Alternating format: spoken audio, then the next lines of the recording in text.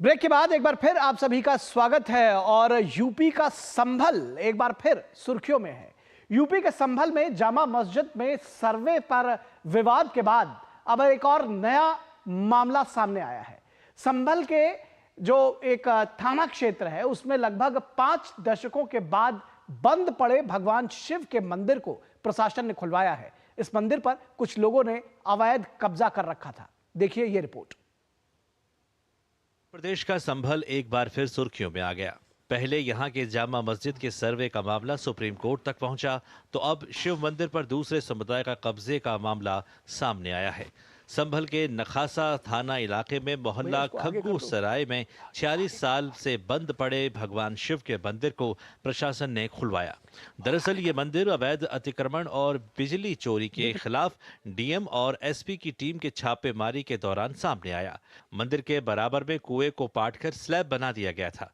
1978 के बाद से बंद पड़े इस मंदिर को पुलिस द्वारा अब खोला गया। पहले इस मंदिर में एक पुजारी रहते थे, लेकिन उन्होंने मंदिर और मोहल्ला छोड़ दिया था।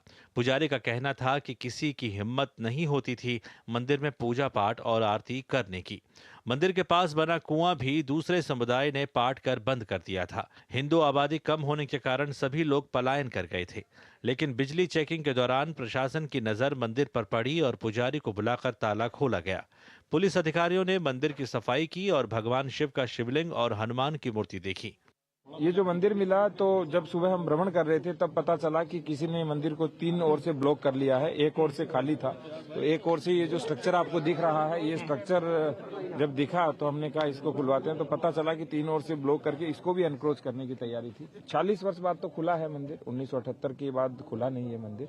और मुझे लगता है कि ज्यादा नहीं तो कम से कम 400-500 वर्ष पुराना तो 46 वर्ष पहले बंद हुआ था, उसके बाद अभी खुला है।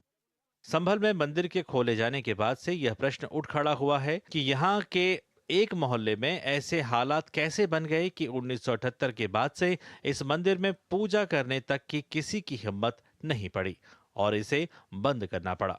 हमको जन्म से यहाँ रहते थे, ये मकान भी हमारा ही था। 78 के बल्बे के बाद बेच किसी ने, यहाँ कोई आबादी हमारी रही नहीं, हम लोग सब पलायन कर गए थे। तो यहाँ से जब लोग चले गए तो फिर हम लोग ने मंदिर की देखभाल कर नहीं पाए, अकेला कोई पुजारी यहाँ टिकता नहीं था। बहरहाल प्रशासन ने मंदिर में एक बार फिर से पूजा अर्चना शुरू कर दी है, लेकिन इस इलाके में बिजली चोरी भी एक बड़ा मुद्दा है।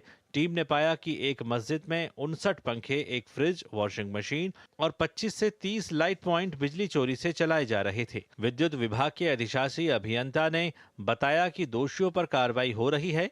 पुलिस ने बिजली विभाग की टीमों की सुरक्षा के लिए क्षेत्र में 2 प्लाटून पुलिस बल तैनात किया है।